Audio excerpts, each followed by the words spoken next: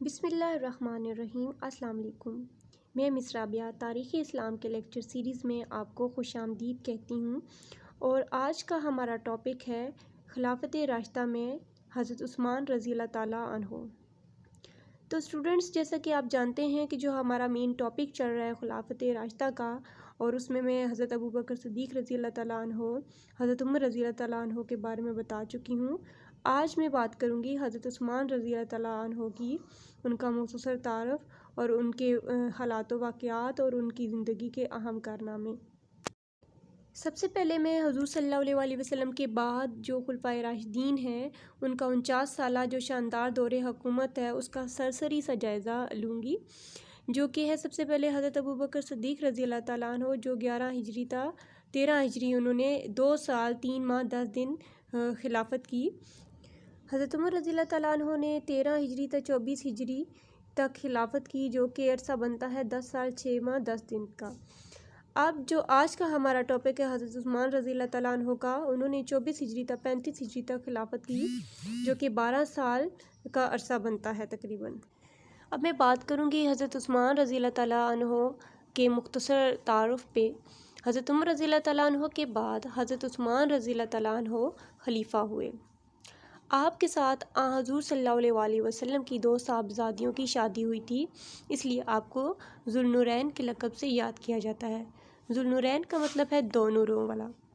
حضرت عثمان رضی اللہ تعالیٰ عنہ قریش کی مشہور شاخ بنی امیہ سے تعلق رکھتے تھے، اور 5ویں پشت پر آپ کا نسب رسول اللہ صلی اللہ علیہ وسلم سے مل جاتا ہے۔ بنو امیہ کا خاندان زمانہ جاہلیت سے ہی نہایت معزز چلا آتا تھا۔ معاش کا ذریعہ تجارت تھا، اور اس میں اپنی دیانت اور راست بازی میں اتنی ترقی کر لی تھی کہ قریش کے دولت مند ترین لوگوں میں آپ کا شمار ہوتا تھا۔ اپنی ثروت کی وجہ سے غنی کے لقب سے پکارے جاتے تھے، اور آپ کا 34واں سال تھا کہ اسلام کا ظہور ہوا۔ حضرت ابوبکر صدیق رضی اللہ تعالیٰ عنہ سے حضرت عثمان رضی اللہ تعالیٰ عنہ کے نہایت گہرے تعلقات روابط تھے۔ تو اسی دوستی کی بنا پر جیسے ہی حضرت ابوبکر صدیق رضی اللہ تعالیٰ عنہ نے اسلام کی دعوت دی تھی، تو حضرت عثمان رضی اللہ تعالیٰ عنہ نے فوراً ان کے دست پر جو ہے وہ بیعت کر لی۔ حضرت عثمان رضی اللہ تعالیٰ عنہ کا خاندان یعنی بنو امیہ اسلام اور مسلمانوں کے نہایت سخت دشمن تھے، اور ان کا غصہ ہمیشہ غریب مسلمانوں پر ٹوٹتا تھا۔ خود حضرت عثمان رضی اللہ تعالیٰ عنہ کے چچا اسلام کے بہت بڑے دشمن تھے، اور اسلام قبول کرنے کے جرم میں بھتیجے کو باندھ کر مارتے، اور تمام رشتہ داروں نے منہ بھی موڑ لیا آپ سے، لیکن کچھ دنوں تک حضرت عثمان رضی اللہ تعالیٰ عنہ ان کی زیادتیاں برداشت کرتے رہے۔ پھر ہجرت کا جب حکم ہوا تو اپنی اہلیہ حضرت رقیہ رضی اللہ تعالیٰ عنہ کو لے کر حبشہ کی طرف ہجرت کر گئے، اور اس طرح پہلی ہجرت میں جو ہے وہ اولیت کا شرف جو ہے وہ آپ نے حاصل کیا۔ اب جس پوائنٹ پہ میں بات کروں گی وہ ہے بئر روما کی خریداری۔ بئر روما ایک کنواں تھا۔ حضرت عثمان رضی اللہ تعالیٰ عنہ نہایت دولت مند تھے، اور ان کی دولت سے اسلام اور مسلمانوں کو بڑا فائدہ پہنچا۔ مدینہ میں میٹھے پانی کا صرف ایک کنواں تھا، جو ایک یہودی کی ملکیت میں تھا، اور اس نے اس کو ذریعہ معاش بنا رکھا تھا۔ غریب مسلمانوں کو پانی کی سخت قلت ہوتی تھی۔ حضرت عثمان رضی اللہ تعالیٰ عنہ نے اس کو 8,000 میں خرید کر مسلمانوں میں وقف کر دیا۔ مدینہ آنے کے بعد حضرت عثمان رضی اللہ تعالیٰ عنہ تمام غزوات میں شریک ہوئے سوائے بدر کے۔ بدر میں حضرت رقیہ رضی اللہ تعالیٰ عنہ کی علالت کی وجہ سے حضور صلی اللہ علیہ وسلم نے ان کو روک دیا تھا، اور فرمایا تھا کہ تم کو شرکت کا اجر اور غنیمت میں دونوں کا حصہ ملے گا۔ تو اس بات سے آپ حضرت عثمان رضی اللہ تعالیٰ عنہ کی فضیلت کا بھی اندازہ لگا سکتے ہیں کہ عہد نبوی میں آپ رضی اللہ تعالیٰ عنہ کی کتنی اہمیت و فضیلت تھی۔ تو اسٹوڈنٹس، یہ تھا حضرت عثمان رضی اللہ تعالیٰ عنہ کا مختصر سا تعارف۔ اب میں ان کے اہم کارناموں کے بارے میں بات کروں گی۔ حضرت عثمان رضی اللہ تعالیٰ عنہ کو اگرچہ اطمینان و سکون کے ساتھ حکومت کرنے کا موقع صرف 5 سال ملا، لیکن اس قلیل تھوڑی سی مدت میں آپ نے امت اسلامیہ کے لیے بڑی خدمات سر انجام دی، اور بہت سے ممالک زیر نگین ہوئے، یعنی کہ آپ نے فتح کیے۔ نظام خلافت حضرت عمر رضی اللہ تعالیٰ عنہ ہی کے زمانے میں اتنا مکمل ہو چکا تھا، اس میں کسی ترمیم و اضافہ کی بہت کم گنجائش تھی۔ تاہم جو گنجائش تھی، جو حصے رہ گئے تھے، جن کاموں کو تکمیل میں لانا تھا، ان کی تکمیل جو ہے وہ آپ رضی اللہ تعالیٰ عنہ کے دور میں ہوئی۔ تو پہلا پوائنٹ جس پہ میں بات کروں گی وہ ہے بغاوتوں کا استحصال۔ حضرت عمر رضی اللہ تعالیٰ عنہ کے انتقال کے بعد ہی ملک کے مختلف گوشوں میں بغاوتیں پھوٹ پڑی تھیں۔ ایران کے بہت سارے صوبے باغی ہو گئے تھے۔ خراساں، آرمینیا اور آذربائیجان کے علاقوں نے بھی اطاعت سے منہ پھیر لیا تھا۔ مصر اسکندریہ میں رومیوں نے بغاوت برپا کر دی۔ کیسر روم اسکندریہ پر بھی چڑھ آیا۔ غرض ہر طرف سے وہ بغاوت ہونے لگی، اور حضرت عثمان رضی اللہ تعالیٰ عنہ نے نہایت عقل مندی سے ان تمام بغاوتوں کا استحصال کیا، یعنی کہ ان کا خاتمہ کیا، مقابلہ کیا۔ پھر جو نیکسٹ میرا پوائنٹ ہے وہ ہے فتوحات۔ بغاوتوں کے استحصال کے علاوہ آرمینیا اور آذربائیجان کے غیر مفتوحہ علاقوں، ایشیائی کوچک، ترکستان، کابل اور سندھ میں بہت ساری فتوحات ہوئیں۔ بحر روم کے جزیرہ قبرص پر قبضہ ہوا اور اسپین پر حملہ ہوا، اور اسلامی حکومت کی حدود سندھ اور کابل سے لے کر یورپ کی سرحد تک پھیل گئی۔ اور اب جس پوائنٹ پہ میں بات کروں گی وہ ہے نظام خلافت۔ جیسا کہ میں نے آپ کو پہلے بتایا تھا کہ عہد عمر رضی اللہ تعالیٰ عنہ میں ہی بہت سارے جو کام ہیں وہ ہو چکے تھے، اور اس میں ترقی کی گنجائش بہت کم تھی۔ بہرحال جہاں جہاں تبدیلیوں کی ضرورت تھی، جہاں گنجائش تھی، ان شعبوں میں وہ ترقی کی، ان شعبوں نے بہت زیادہ ترقی کی۔ بعض صوبوں کی تقسیم قریب وہی رہی جو عہد فاروقی میں تھی، البتہ شام کے ملک کے جو کئی صوبوں میں تقسیم تھا، ایک صوبہ بنا دیا گیا، اور امیر معاویہ پورے صوبے کے والی مقرر ہو گئے، جس سے فتوحات کو بڑا فائدہ پہنچا، اور نئے مفتوحہ ملکوں کے نئے صوبے وہ بنائے گئے۔ اور میں اب اگلے نقطے کی جانب بڑھوں گی، جو کہ ہے اعمال کا استصحاب اور ان کی نگرانی۔ تو حضرت عثمان رضی اللہ تعالیٰ عنہ جو ہیں فطرتاً نہایت حلیم طبیعت کے مالک تھے، خطاب پوش تھے، اور آپ میں عفو درگزر کا پہلو وہ غالب تھا۔ اس لیے آپ میں مواخذہ و احتساب کی وہ سختی نہ تھی جو حضرت عمر رضی اللہ تعالیٰ عنہ میں موجود تھی، اور آپ بعض ایسے کاموں میں معاف کر دیتے تھے، چشم پوشی فرما دیتے تھے، جس پر حضرت عمر رضی اللہ تعالیٰ عنہ بڑے سے بڑے عہدیدار کو اس کے عہدے سے ہٹا دیتے تھے۔ گویا عہد عثمانی میں ویسا استصحاب نہ تھا جو عہد فاروقی میں تھا، پھر بھی آپ کسی ایسے بدعنوانی یا بے عنوانی کو نظر انداز نہ کرتے تھے جس سے اصول اسلام، اخلاق عامہ یا حکومت کے نظام پر کوئی اثر پڑتا ہو۔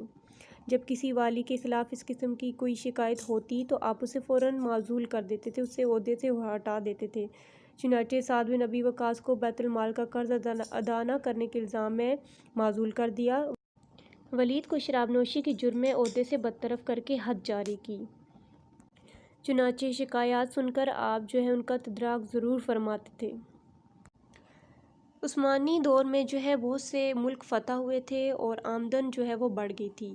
آمدن میں اضافے کے ساتھ ساتھ آپ نے لوگوں کے وظائف میں اضافہ فرمایا۔ جن لوگوں کو رمضان کے مصارف کے لیے نقد ملتا تھا، ان کا کھانا بھی مقرر کیا۔ ان کے علاوہ قومی مصارف اور رفاہ عامہ کے کاموں میں بھی پیسہ صرف کیا۔ میرا اگلا جو پوائنٹ ہے وہ ہے بحری فوج اور اسلامی بیڑا۔ تو اس سلسلے میں سب سے زیادہ نمایاں اور اہم ترقی بحری فوج کا قیام ہے۔ عہد فاروقی میں فارس کی بحری جنگ میں مسلمانوں کو سخت جانی و مالی نقصان پہنچا تھا، اس لیے حضرت عمر رضی اللہ تعالیٰ عنہ بحری جنگ کے خلاف ہو گئے۔ امیر معاویہ رضی اللہ تعالیٰ عنہ نے ان سے 12 بحر روم میں فوجیں اتارنے کی اجازت مانگی، لیکن فارس کے تلخ تجربہ کے بعد آپ نے اجازت نہ دی۔ آپ کے بعد امیر معاویہ رضی اللہ تعالیٰ عنہ نے حضرت عثمان رضی اللہ تعالیٰ عنہ سے درخواست کی۔ آپ نے پہلے انکار کیا، پھر ان کے اصرار پر اس شرط کے ساتھ اجازت دی کہ بحری جنگ میں شرکت کے لیے کسی کو مجبور نہ کیا جائے، جو اپنی خوشی سے جانا چاہے جا سکتا ہے۔ چنانچہ اجازت کے بعد امیر معاویہ نے بحر روم کے جزیرہ قبرص پر قبضہ کیا۔ قبرص کی فتح سے امیر معاویہ اور عبداللہ بن سعد ابی کے حوصلے بڑھ گئے، اور انہوں نے چند برسوں کے اندر اسلامی بیڑے کو اتنی ترقی دی کہ وہ اس عہد کے سب سے طاقتور رومی بیڑے سے بڑھ گیا۔ چنانچہ 31 ہجری میں جب کیسر روم نے 600 جہازوں کے ساتھ سواحل شام پر حملہ کیا تو امیر البحر عبداللہ بن ابی نے رومی بیڑے کو نہایت فاش شکست دی۔ بحری بیڑے کے بعد بحر روم مسلمانوں کی اماج گاہ بن گیا۔ اور اب جس پوائنٹ پہ میں بات کروں گی وہ ہے رفاہ عامہ کے کام۔ عہد عثمانی میں رفاع عامہ کے بہت سارے کام انجام پائے، خصوصاً تعمیرات میں بڑا اضافہ ہوا۔ دفاتر کے لیے وسیع عمارتیں تعمیر ہوئیں، رعایا کی آسائش کے لیے سڑک، پل اور مسافر خانے بنوائے۔ کوفہ میں عقیل اور ابن حبار کے مکانات خرید کر نہایت وسیع مہمان خانہ بنوایا گیا۔ مدینہ اور نجد کی راہ میں ایک سرائے تعمیر کی گئی اور اس کے متعلق ایک بازار بسایا اور شیریں پانی کا ایک کنواں کھدوایا۔ اس کے علاوہ بئر صائب، بئر عامر اور بئر عریس کئی کنویں کھدوائے گئے۔ اور آپ کے دور کا ایک اور اہم کارنامہ جو ہے وہ بند مہروز کا ہے۔ مدینہ خیبر کی سمت سے نشیب میں ہے، اس لیے کبھی کبھی یہاں سیلاب آ جاتا تھا جس سے شہر کو بڑا نقصان پہنچتا تھا۔ آپ نے مدینہ سے تھوڑے فاصلے پر ایک بند بدوایا اور نہر کھدوا کر سیلاب کا رخ دوسری طرف پھیر دیا۔ اس سے مدینہ کی آبادی بالکل محفوظ ہو گئی۔ اور اگلا جو میرا پوائنٹ ہے وہ ہے مسجد نبوی کی تعمیر۔ آپ کے دور کا ایک اور اہم کارنامہ مسجد نبوی کی تعمیر بھی ہے۔ تعمیرات اور مذہبی خدمات کے سلسلے میں حضرت عثمان رضی اللہ تعالیٰ عنہ کا سب سے روشن کارنامہ مسجد نبوی کی تعمیر و توسیع ہے۔ حضرت عمر رضی اللہ تعالیٰ عنہ نے اپنے زمانہ کی ضرورت کے مطابق اس کی توسیع کرائی تھی، مگر عثمان رضی اللہ تعالیٰ عنہ کے زمانہ میں جب یہ بھی ناکافی ثابت ہوئی تو آپ نے اس کی دوبارہ تعمیر و توسیع کروائی۔ عمارت کے لیے چونا اور پتھر منگوایا، ساری عمارت میں پتھر استعمال کیے اور ستونوں کے سیسے سے مضبوط کیا۔ آپ نے طول میں 20 گز کا اور عرض میں 30 گز کا اضافہ کیا۔ اور نیکسٹ جس پوائنٹ پہ میں بات کروں گی وہ ہے مصحف صدیقی کی اشاعت۔ تو مصحف صدیقی سے مراد ہے حضرت ابوبکر صدیق رضی اللہ تعالیٰ عنہ کے دور میں جو قرآن پاک اکٹھا کیا گیا تھا، جو قرآن پاک کی تدوین کی گئی تھی، جمع کیا گیا تھا، ساری قرآنی آیات کو ایک ہی جگہ اکٹھا کیا گیا تھا، تو اس کو کہتے ہیں مصحف صدیقی۔ اب اکٹھا تو ہو چکا تھا، تدوین تو ہو چکی تھی، لیکن اس کی اشاعت نہیں ہوئی تھی۔ کلام اللہ کے بعض الفاظ کا املا اور ان کا تلفظ مختلف طریقوں سے ہو سکتا تھا، کیونکہ قریش میں 7 قراتیں جو ہیں وہ مشہور تھیں۔ اب قرآن کو ایک ہی قرات میں لانا تھا، اس لیے مذہبی خدمات کے سلسلے میں آپ کا سب سے اہم کارنامہ مسلمانوں کو ایک قرات اور ایک مصحف پر متحد کرنا تھا، لہٰذا آپ نے قرآن کو ایک ہی قرات پر متحد کیا، اس لیے آپ کو جامع القرآن بھی کہا جاتا ہے۔ تو اسٹوڈنٹس، یہ تھا حضرت عثمان رضی اللہ تعالیٰ عنہ کا مختصر تعارف اور ان کے اہم کارنامے۔ انشاءاللہ نیکسٹ ویڈیو میں آپ حضرت علی رضی اللہ تعالیٰ عنہ کے بارے میں پڑھیں گے۔